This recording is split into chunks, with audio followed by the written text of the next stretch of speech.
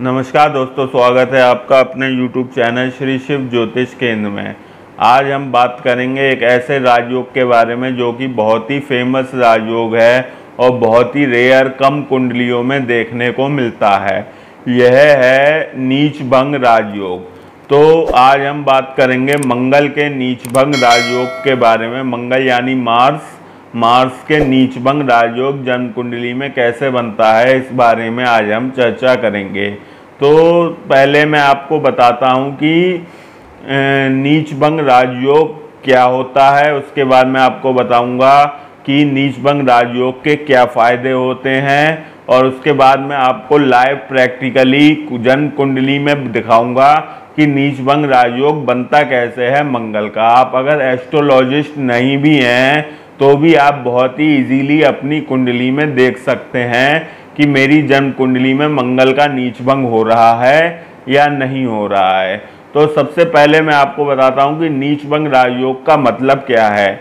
देखिए, एस्ट्रोलॉजी, वैदिक एस्ट्रोलॉजी में ग्रहों को दो श्रेणी में बांटा गया है। एक ग्रह उच्च का अगर जन्म कुंडली में बैठा है, एक होता है नीच का ग्रह। उच्च का ग्रह जो होता है वह अपने maximum to maximum positive results, अच्छे रिजल्ट्स देने के लिए आपकी जन्म कुंडली में बैठा है, और नीच के ग्रह का मतलब होता है वह ग्रह अपने मैक्सिमम टू मैक्सिमम बुरे रिजल्ट्स देने के लिए आपकी जन्म कुंडली में बैठा है।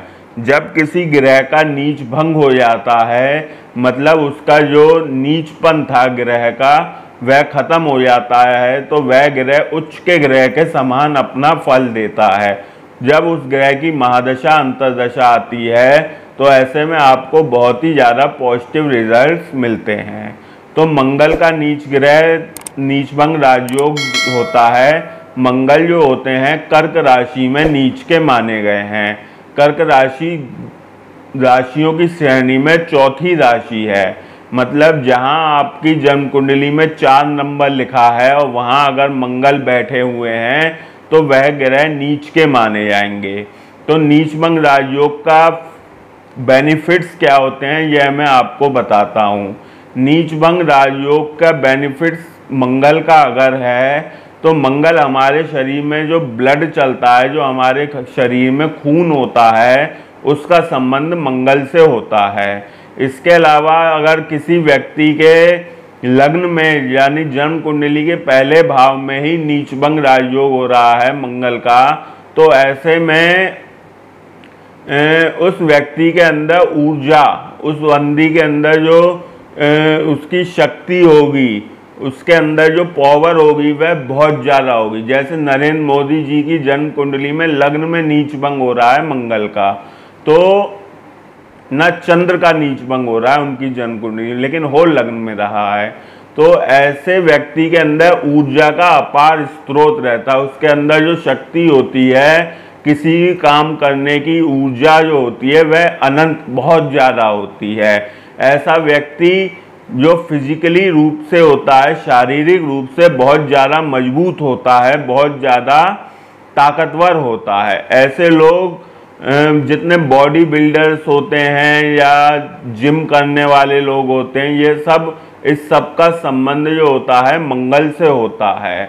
अच्छा, मंगल का संबंध करियर से भी होता है। अगर आपकी जन्म कुंडली में मंगल का नीच भंग हो रहा है तो आपके आगे बहुत सी ऐसी लाइन्स हैं जो आप सेलेक्ट कर सकते हैं। जैसे कि जो MBBS MS डॉक्टर जो होते हैं, जो सर्जन होते हैं, वह मंगल से रिलेटेड ही होता है। इसके अलावा ब्लड बैंक का बिजनेस आप कर सकते हैं, यह भी मंगल से रिलेटेड होता है। मेडिकल स्टोर, केमिस्ट शॉप, दवाइयों की दुकान, इस सब का संबंध भी मंगल से ही होता है। जितने भी लोग स्पोर्ट्स में इंटरेस्टेड होते हैं, स्पोर्ट्स लाइन में अपना करियर बनाते हैं, खेलों में अपना करियर बनाते हैं, वह भी सब मंगल से रिलेटेड ही होता है। इसके अलावा होटल, रेस्टोरेंट, फास्ट फूड या जितने भी खाने पीने के आइटम जो लोग सेल करते हैं, इस सब का संबंध भी मंगल से ही होता है। इसके अलावा जो लोग बॉडी बिल्डिंग करते हैं, जिम करते हैं, या इस सब से रिलेटेड अपना करियर बनाते हैं, यह सब भी मंगल से रिलेटेड होता है।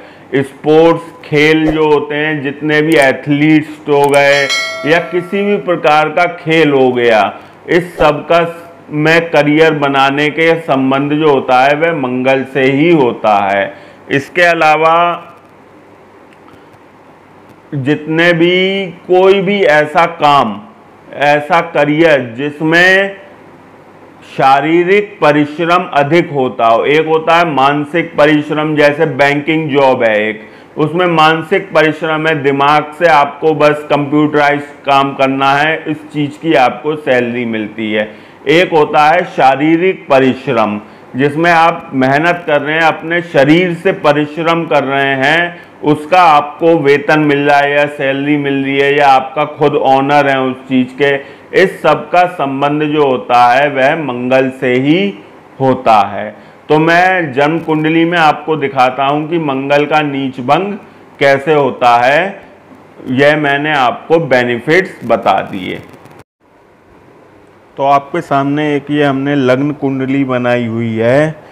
हमें कोई से भी लग्न की कुंडली हो, इससे मतलब नहीं है, हमें मतलब है 4 नंबर की गिनती में जहाँ 4 नंबर लिखा हो वहाँ मंगल लिखा हो, इस चीज़ से मतलब है। तो नीच भंग का पहला नंबर नियम ये होता है, राशि का स्वामी युति करे। अब यहाँ पे कर्क राशि है, 4 नंबर लिखा हुआ है, ये कर्क राशि है। कर्क राशि का स्वामी होते हैं चंद्र। तो अगर चंद्र जो है मंगल के साथ युति करें तो मंगल का नीच भंग हो जाएगा, ठीक है। अच्छा, दूसरा नियम होता है राशि का स्वामी दृष्टि डाले।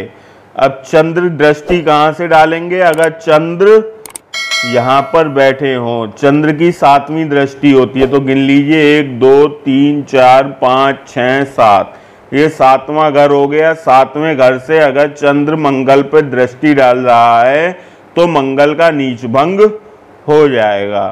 तीसरा नियम होता है कि राशि का स्वामी उच्च का हो। अब चंद्र जो होते हैं वृषभ राशि में उच्च के होते हैं, मंगल नीच का है, चंद्र उच्च का है, तो मंगल का नीच भंग हो जाएगा। 3 नियम ये हो गए। चौथा नियम ये होता है आमने सामने 2 ग्रह नीच के बैठे हों। अब यहाँ पे कर्क राशि में मंगल नीच का है और मकर राशि में गुरु नीच के होते हैं, तो ये आमने सामने दोनों ग्रह नीच के हो गए, दोनों का नीच भंग हो जाएगा, दोनों उच्च के समान फल देंगे। एक ये नियम होता है। एक नियम ये होता है, जैसे ये लग्न कुंडली है, ऐसे ही एक होती है नवमांश कुंडली, वह शादी विवाह वैवाहिक जीवन के लिए देखी जाती है।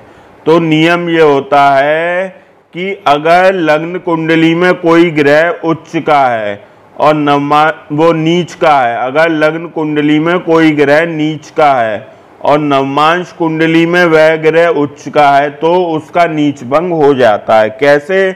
जैसे लग्न कुंडली में यह मंगल जो है 4 नंबर की गिनती में बैठे हुए हैं और नवमांश कुंडली में मंगल जो है 10 नंबर की गिनती में मकर राशि में बैठे हुए हैं, तो ऐसे में मंगल का नीच भंग हो जाएगा। तो इस प्रकार से मंगल का नीच भंग होता है। आशा करते हैं वीडियो आपको पसंद आई होगी। वीडियो पसंद आई हो, वीडियो को लाइक करें, चैनल को सब्सक्राइब करें। बहुत बहुत धन्यवाद आपका वीडियो देखने के लिए।